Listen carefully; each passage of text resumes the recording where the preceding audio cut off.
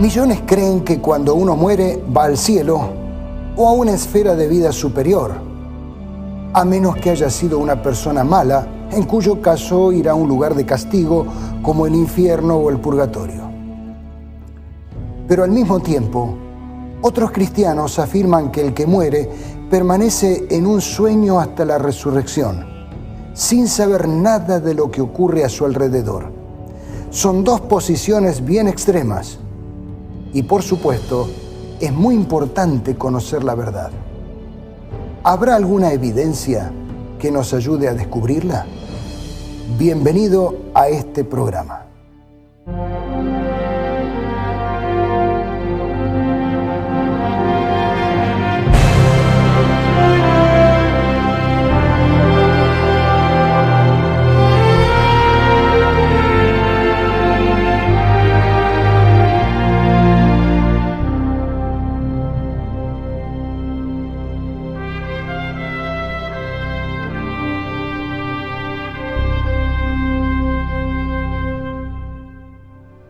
Se cuenta que un niño que visitaba un cementerio descubrió con curiosidad que alguien había hecho colocar en su lápida una leyenda poco alentadora.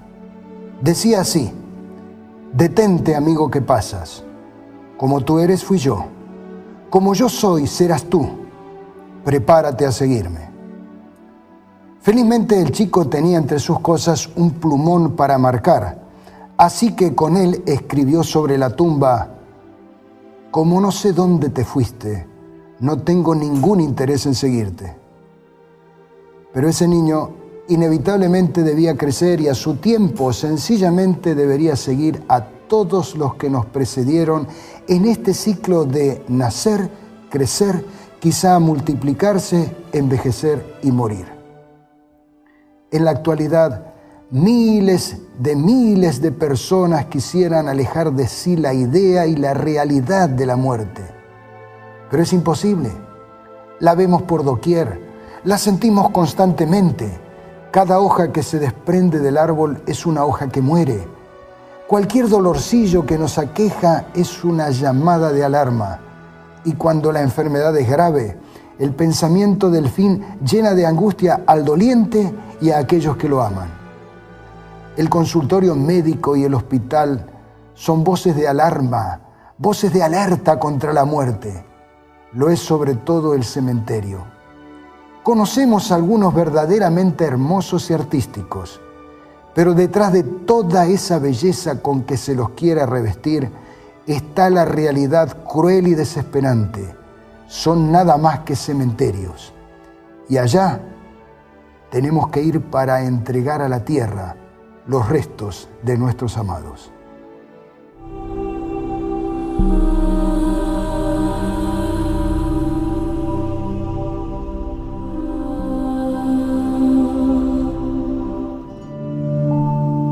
No existe un país, una provincia, una ciudad, un pueblo o una aldea que no cuenten con un cementerio.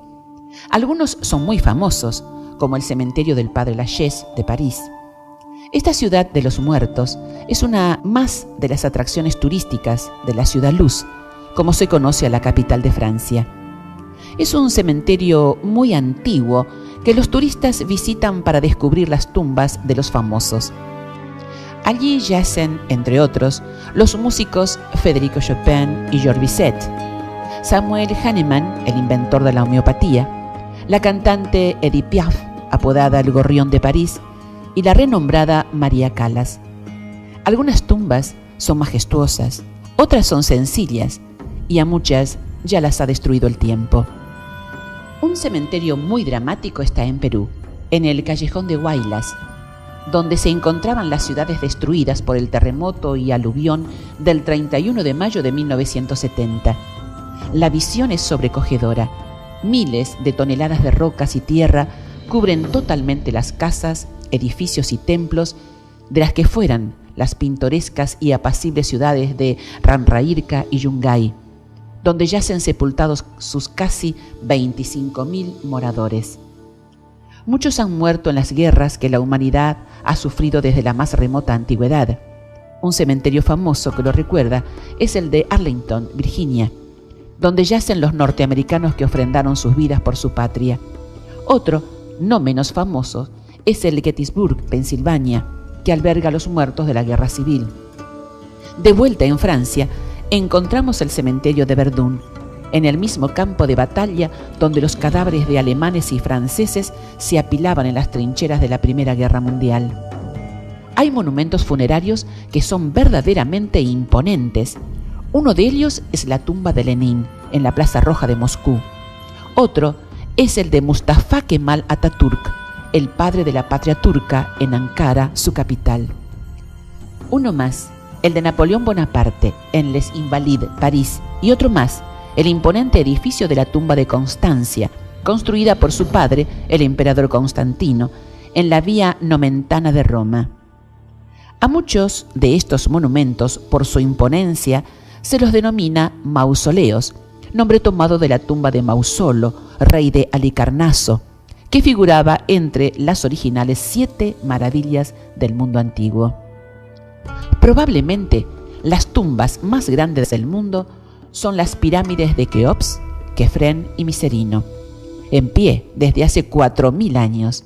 Y no menos famoso fue el sepulcro del faraón Tutankamón, con su enorme riqueza intacta, que fue descubierto en 1922 por Howard Carter, después de varias campañas arqueológicas en el Valle de los Reyes en Egipto.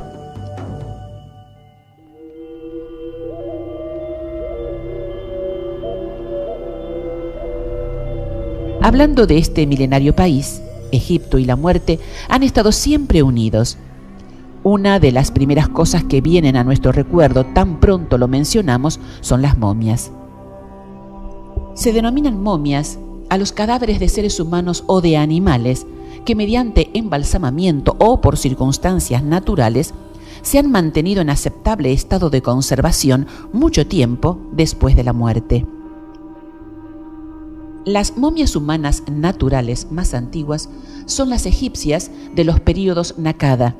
En Europa, la más antigua conocida es la de Otzi, nombre que le dieron a los restos de un habitante de los Alpes italianos de la Edad de Bronce y que fue descubierto por el montañista Helmut Simon en 1991. La causa de la conservación del cadáver fue la frialdad extrema y perpetua de la región donde el individuo falleció. Se han hallado momias naturales también en Dinamarca, Inglaterra, China, Colombia, Irán, México, Argentina y muchos otros lugares. Algunas antiguas culturas han dado en variadas ocasiones a lo largo de la historia una gran importancia a la conservación de los cadáveres de sus difuntos como parte de sus ritos y costumbres funerarias. Las momias artificiales más antiguas del mundo son las de la cultura Chinchorro, la cual se estableció en el sur del Perú y el norte de Chile, región donde se desarrolló la cultura arica. También se encontraron momias artificiales en las montañas de Salta, Argentina. El antiguo Egipto es el ejemplo más conocido de una cultura que efectuaba la momificación ritual de sus muertos, con la intención de conservarlos el mayor tiempo posible, usualmente por razones religiosas, es decir, por la creencia de que mientras el cuerpo existiera, su alma estaría todavía viva en alguna parte. El libro de los muertos, o Perien Eru, libro para salir al día, es un texto funerario compuesto por un conjunto de fórmulas mágicas o sortilegios, Rau, que ayudaban al difunto en su estancia en la Duat, esto es, el inframundo en la mitología egipcia.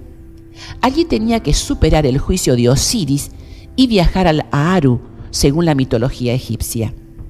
Quizá el párrafo más famoso e importante del libro de los muertos sea el capítulo 125, titulado Fórmula para entrar en la sala de las 2 Maat, en el cual el difunto se presenta ante el tribunal de Osiris con el objeto de que se pese su corazón, es decir, su conciencia y moralidad y, para que superada la prueba, pueda continuar su camino en el mundo de los muertos hasta alcanzar los fértiles campos de Aru.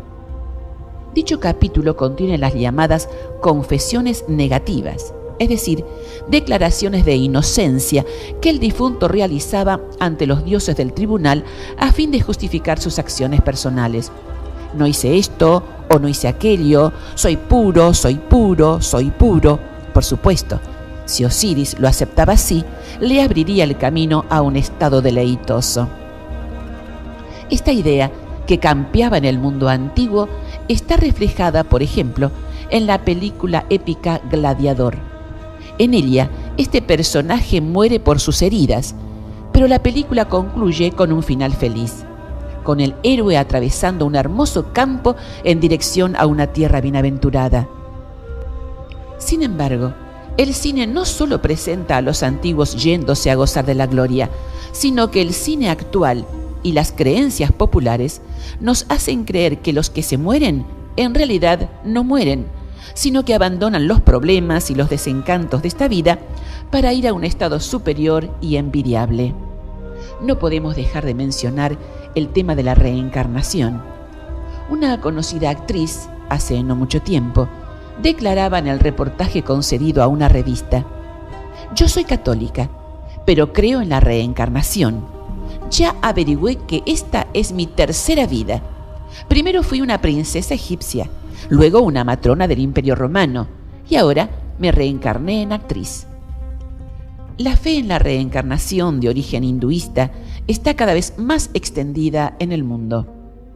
Y ligado con el mismo presupuesto está toda la creencia en el espiritismo, una doctrina filosófica nacida en Francia a mediados del siglo XIX. Según su fundador, es la ciencia que trata la naturaleza, origen y destino de los espíritus, así como sus relaciones con el mundo corporal. El término espiritismo surgió como un neologismo creado por el francés Allan Kardec para nombrar específicamente la doctrina de los espíritus, que presentó en una cantidad de ideas recopiladas y codificadas por él en 1857 en el Libro de los Espíritus.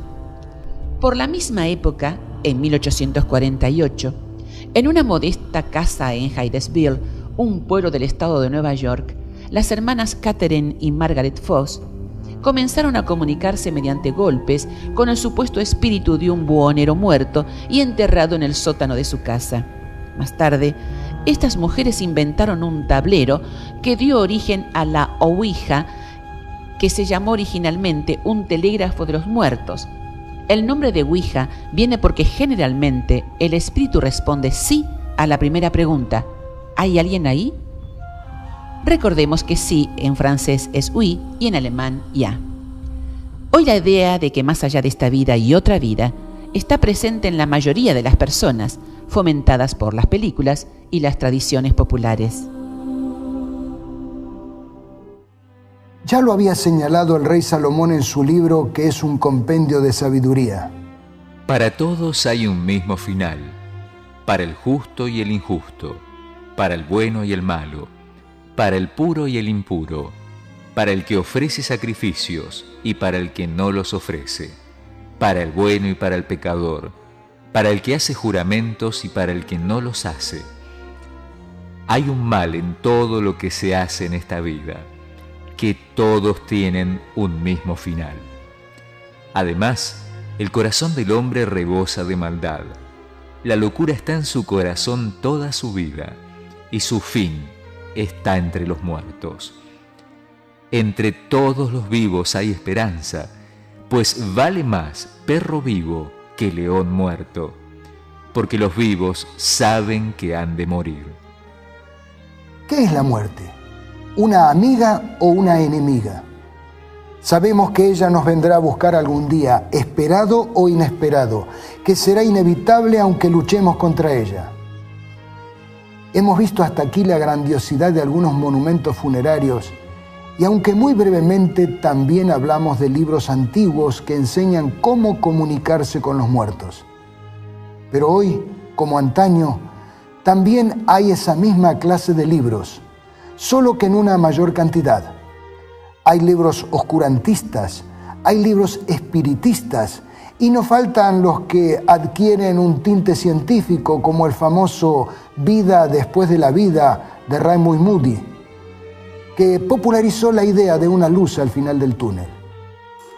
Pero es significativo que científicos de la Universidad de Maribor, en Eslovenia, después de haber estudiado el caso de 52 pacientes con paro cardíaco, llegaron a la conclusión de que la luz que ven es causada sencillamente por un aumento del dióxido de carbono causado por el paro de la respiración. El mismo aumento de dióxido de carbono causó la misma sensación a personas que lo han padecido al subir a grandes alturas. Podemos comparar todos esos libros como mapas que tienen errores y que lo llevarán a un destino diferente al que usted quería llegar. Fue diferente el destino del pueblo de Israel. Sus monumentos funerarios siempre han sido muy modestos y su libro, es decir, la Biblia, ha sido el que tiene la mayor cantidad de luz para iluminar la oscuridad del misterio de la muerte.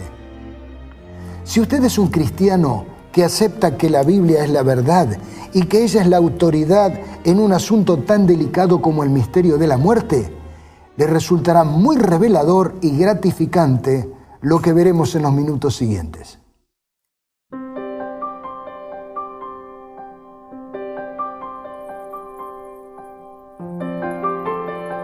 ¿Qué es la vida?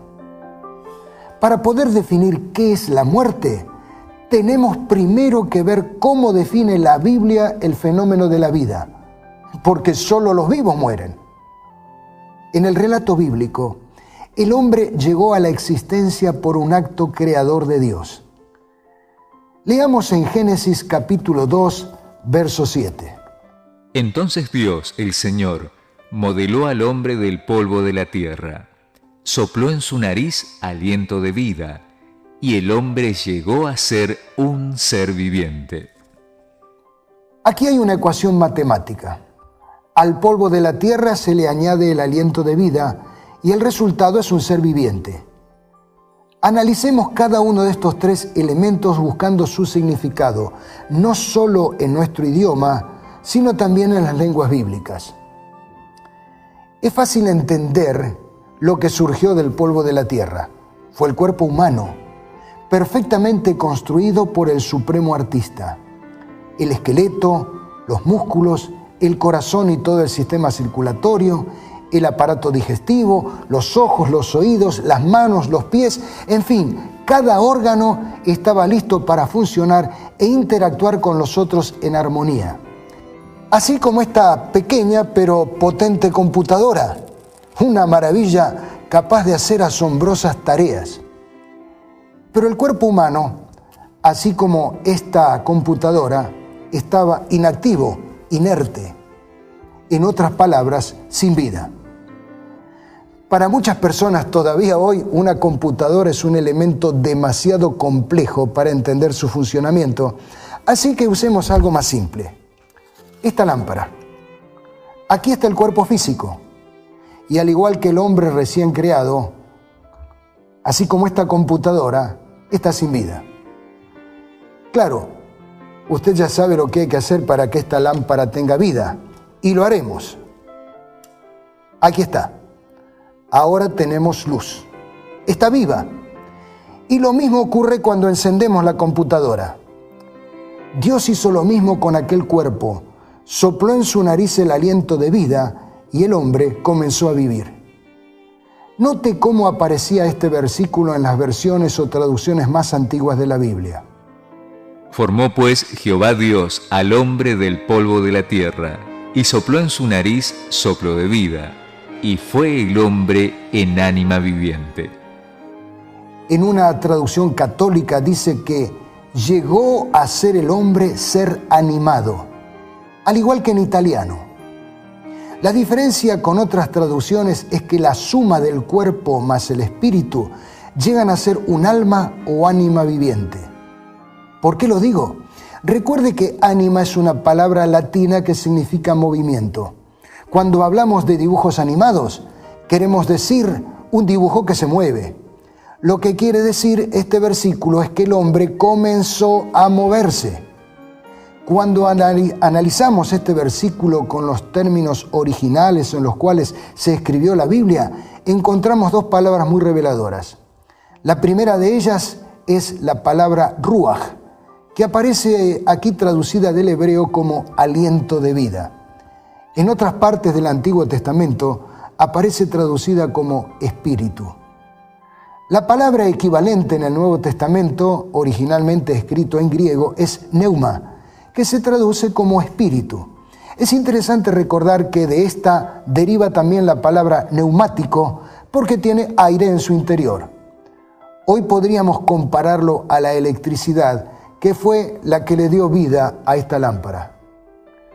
Así como la electricidad proviene de una usina generadora, el filósofo griego Aristóteles defendía la existencia de un primitivo motor inmóvil.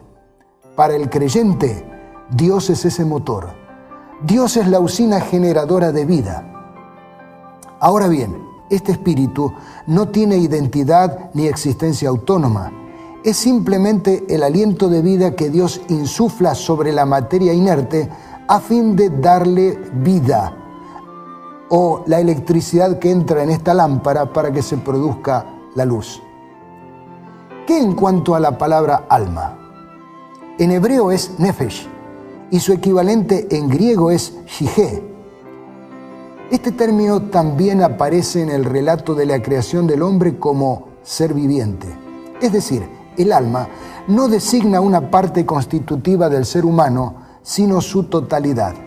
En la Biblia, alma equivale a persona. El ser humano no tiene un alma, sino que es un alma viviente. En otras palabras, algo que se mueve. Llega a serlo gracias al aliento de vida que Dios le da. Volvamos al ejemplo de esta lámpara. Tiene en sí misma todos los elementos físicos necesarios para producir luz. No obstante, no tiene luz en sí misma. Otro tanto ocurre con nuestro cuerpo. Tiene todo lo necesario para vivir, mas no vive por sí mismo. Podemos reunir todos los elementos que constituyen un cuerpo y colocarlos a todos, cada uno en su respectivo lugar, mas no por eso se convertirá en un ser viviente. Así como esta computadora que es perfecta en todo su interior, pero no funcionará mientras no le dé la corriente. La corriente eléctrica tiene la energía para producir la luz, pero tampoco es luz en sí misma. Únicamente cuando la energía eléctrica entra en contacto con la lámpara, pasa a través del cable que tenemos luz. Lo mismo puede decirse de los seres vivientes. El espíritu, el aliento de vida que Dios da, tampoco es una entidad viviente de ninguna clase. Recién cuando el aliento de vida opera en el cuerpo del hombre, tenemos un alma viviente, es decir, un ser viviente, una persona. Ni el cuerpo sin el espíritu, ni el espíritu sin el cuerpo tienen vida por separado. Un ser humano no es una sumatoria de partes, sino un todo indivisible. Es un cuerpo animado por el aliento de vida de Dios, que recibe a cada instante el milagro de la vida de manos de su Hacedor. ¿Y qué en cuanto a la vida de los animales? El sabio Salomón lo aclaró también de esta forma. Los hombres terminan igual que los animales. El destino de ambos es el mismo, pues unos y otros mueren por igual, y el aliento de vida es el mismo para todos. Así que el hombre no es superior a los animales. Note que hombres y bestias tienen el mismo aliento de vida. ¿Qué es entonces un ser vivo? Un perfecto organismo que se mantiene en movimiento gracias a la vida que procede de Dios, así como un electrodoméstico o esta misma lámpara funciona mientras se halle enchufado a la corriente eléctrica y a la corriente eléctrica celestial.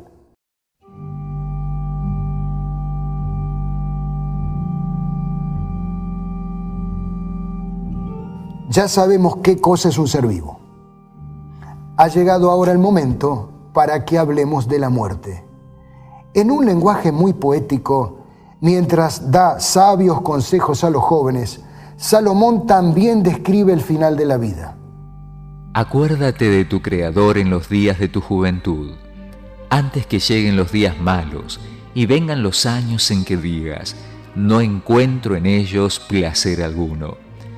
Antes que dejen de brillar el sol y la luz, la luna y las estrellas, y vuelvan las nubes después de la lluvia.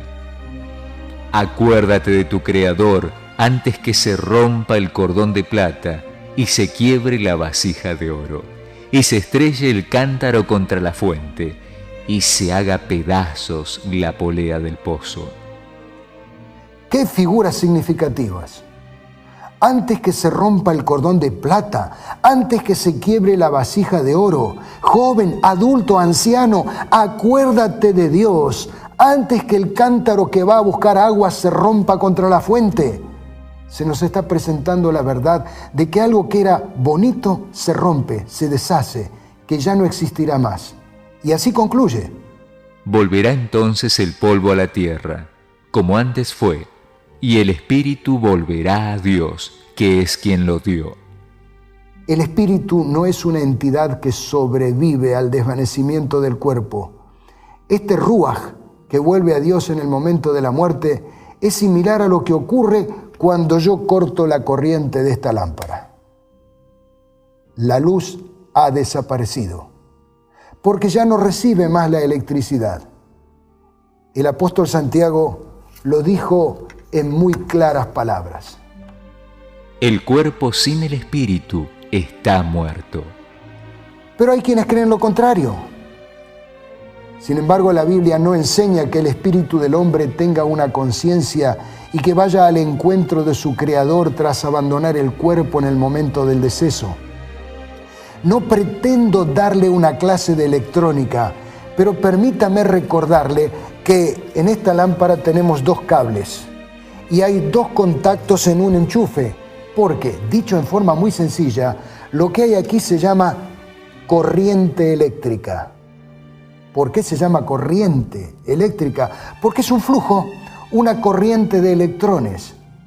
La corriente eléctrica es el paso de electrones desde el polo negativo al polo positivo. Dios es la usina de vida y el hombre recibe la corriente de vida todo el tiempo en que Dios la provee. Cuando Él la corta, se apaga la luz de la vida y sobreviene la muerte. La única fuente es Él, y sin Él no hay absolutamente ninguna posibilidad de vida. Muchos creen que el alma es inmortal, pero esa no es la enseñanza de la Biblia, porque hay varios textos que indican lo contrario. Por ejemplo, he aquí que todas las almas son mías, como el alma del Padre, así el alma del Hijo es mía. El alma que pecare, esa morirá. Esta misma expresión está en inglés, francés, portugués, etc. Sin embargo, las traducciones modernas dicen, la persona que peque morirá. Nos dan la razón al confirmar que alma es igual a persona. De hecho, en Números capítulo 6, versículo 6, leemos la expresión persona muerta. La palabra traducida como persona es nefesh, es decir, que la Biblia habla del alma muerta. El alma no es inherentemente inmortal, nada en el ser humano lo es. Toda la persona llega a la vida cuando nace y toda la persona muere.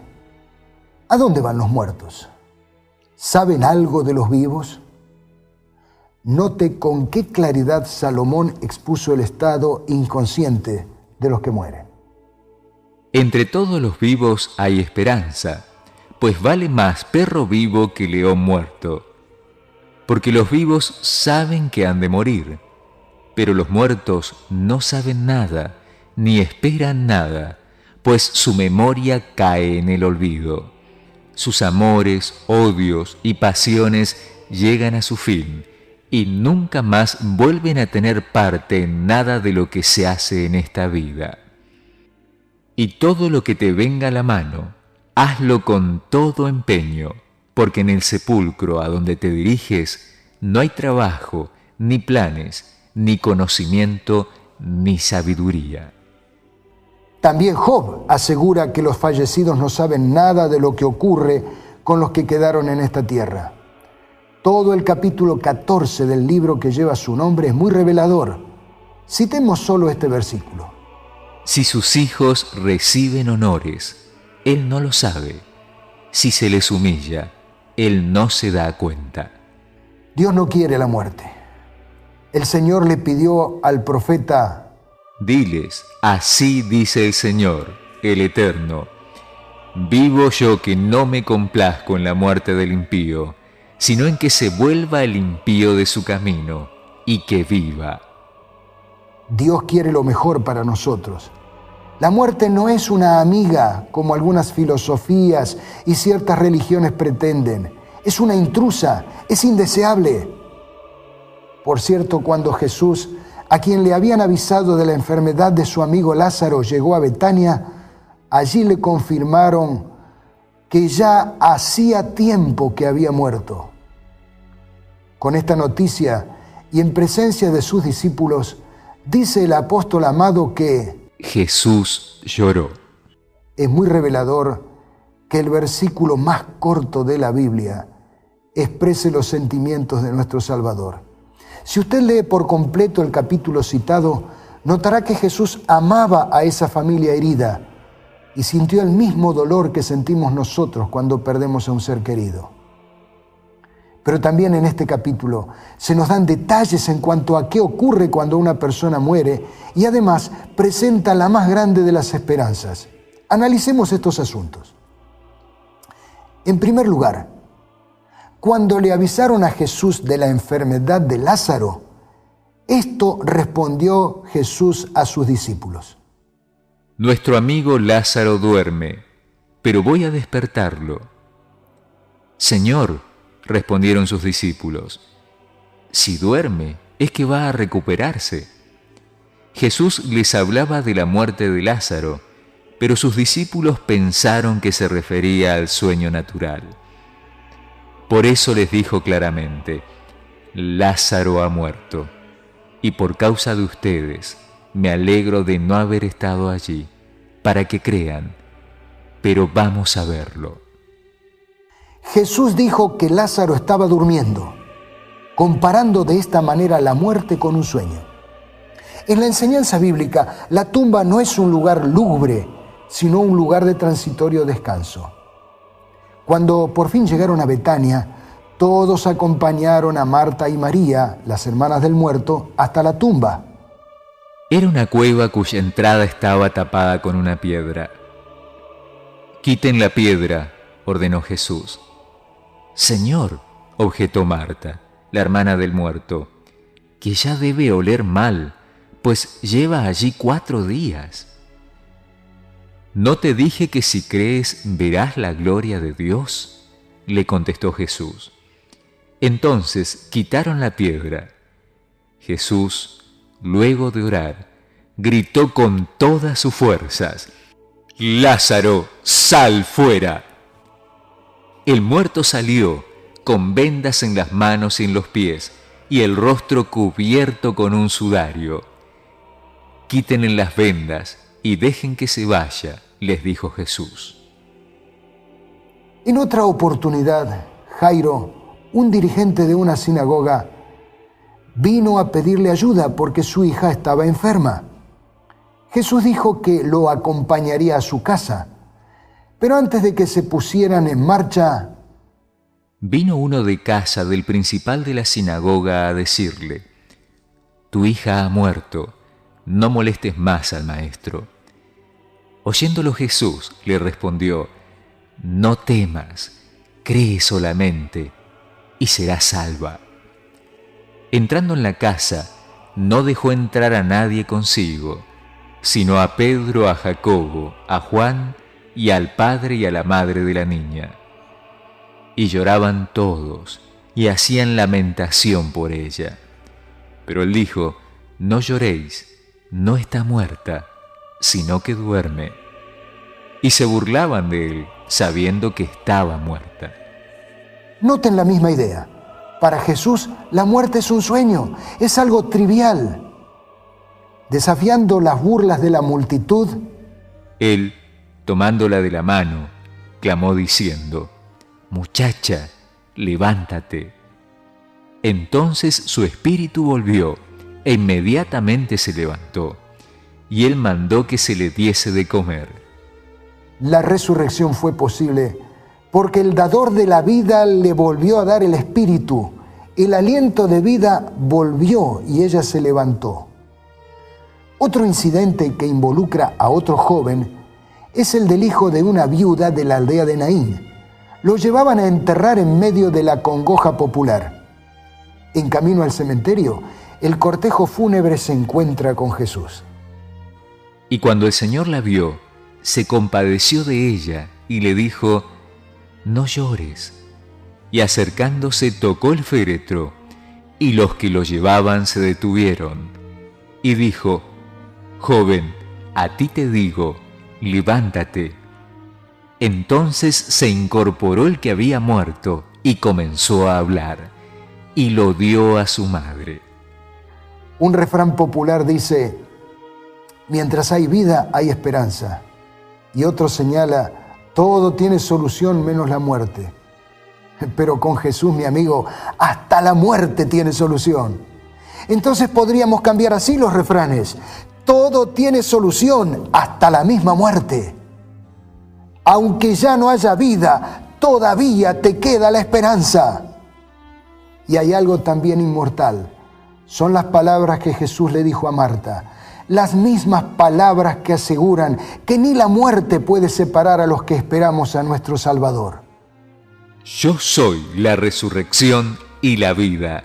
El que cree en mí, aunque muera, vivirá.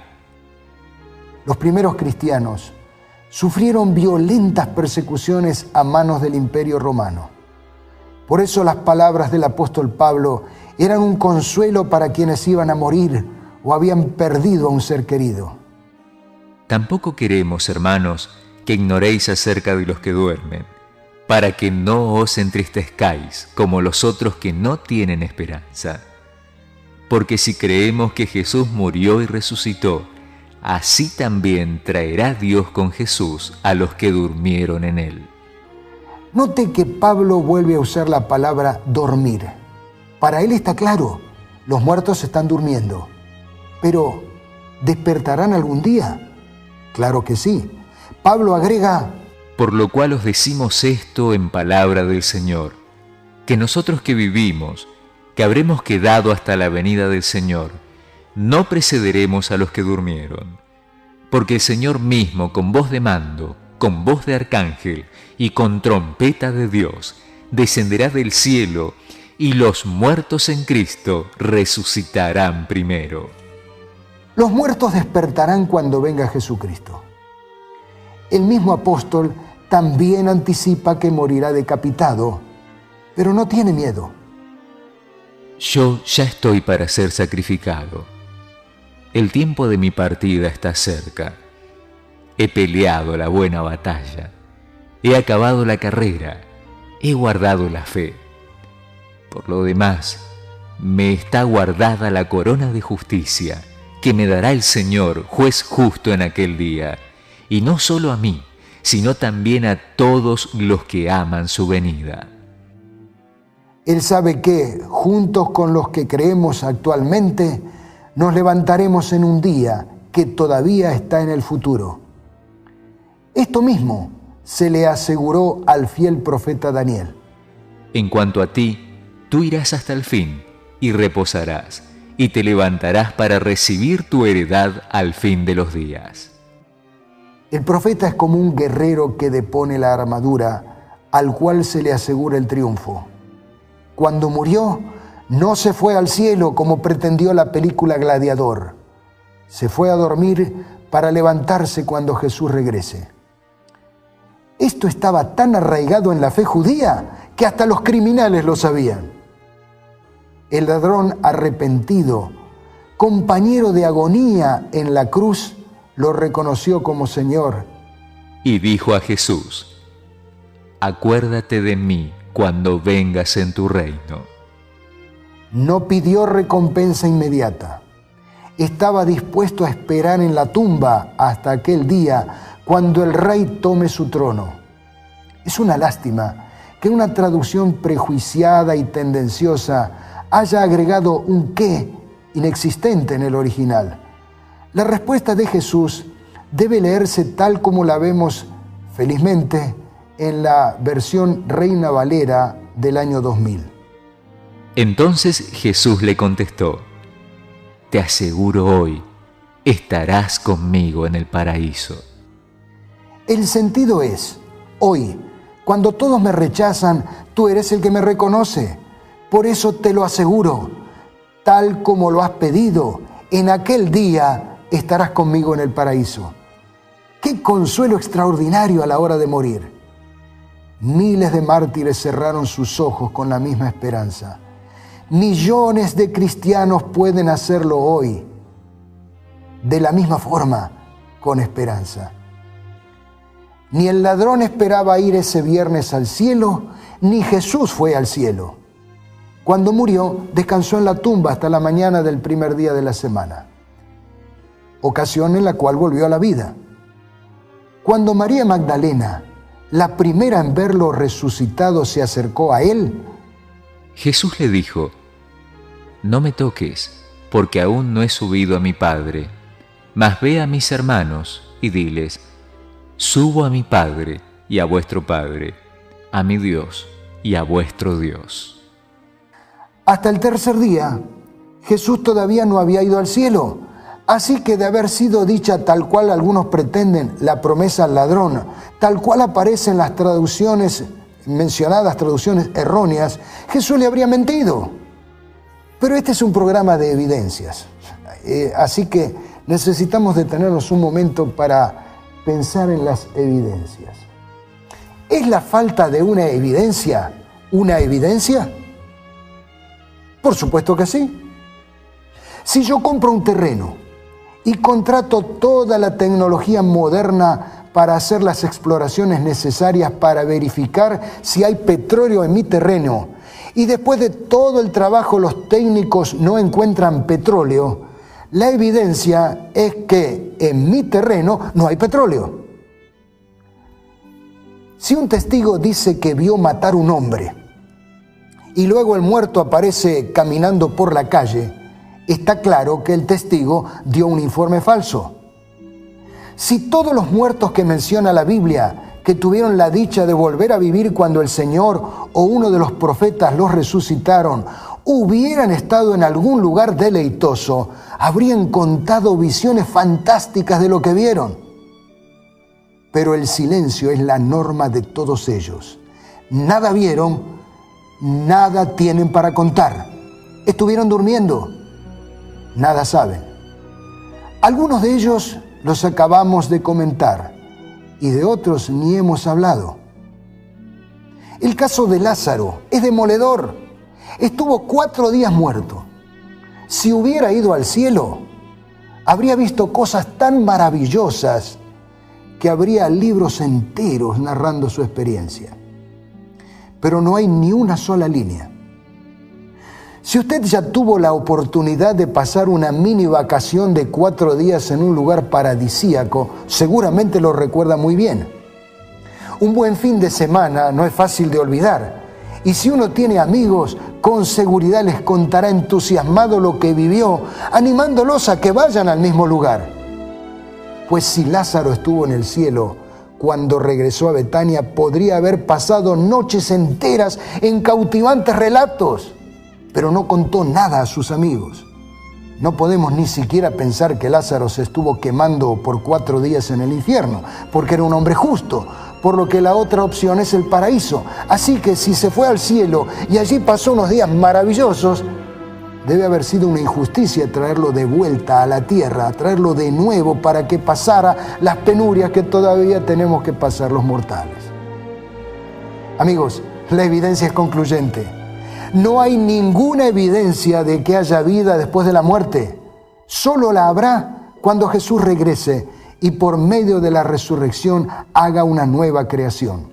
No tiene sentido apelar a la intercesión de los muertos en nuestro favor o que nosotros creamos que podemos hacer algo por ellos. Cuando alguien muere en pecado, no va al infierno. Ningún justo, nadie justo va a la presencia del Señor.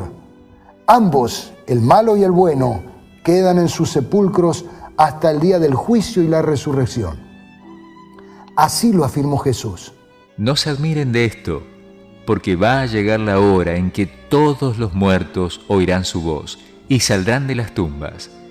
Los que hicieron el bien resucitarán para tener vida, pero los que hicieron el mal resucitarán para ser condenados. Cuando llegue la hora, saldrá el buen ladrón de la tumba para encontrarse con Jesús y comenzar a vivir en el paraíso. También resucitará el otro ladrón para descubrir lo que se ha perdido y recibir la condenación, es decir, sufrir la segunda muerte, que es la aniquilación definitiva, tal como lo podríamos estudiar si el tiempo nos permitiera en Apocalipsis capítulo 20. La muerte es ya un enemigo vencido. Jesús la derrotó y todos los que confían en Él ya tienen la promesa. Yo soy la resurrección y la vida. El que cree en mí, aunque esté muerto, vivirá. No hay por qué temer. Basados en la Biblia, al final de nuestro camino no tenemos la incertidumbre de no saber a dónde vamos, sino la esperanza de la vida eterna. Y recuerde, Lázaro era un amigo de Jesús y Él viajó para despertarlo. También nos despertará a nosotros si hoy somos sus amigos. ¿Es usted amigo de Jesús? Espero que así sea. Por el contrario, si todavía no la empezó, comience hoy mismo a buscar su amistad. Porque este Dios es Dios nuestro eternamente y para siempre. Él nos guiará aún más allá de la muerte. La evidencia es clara. Los muertos duermen a la espera de la venida de Jesús. Que cuando Él regrese, usted y yo podamos levantarnos e ir con Él para vivir eternamente a su lado. Lo espero en el próximo programa para continuar descubriendo otras evidencias que sorprenden.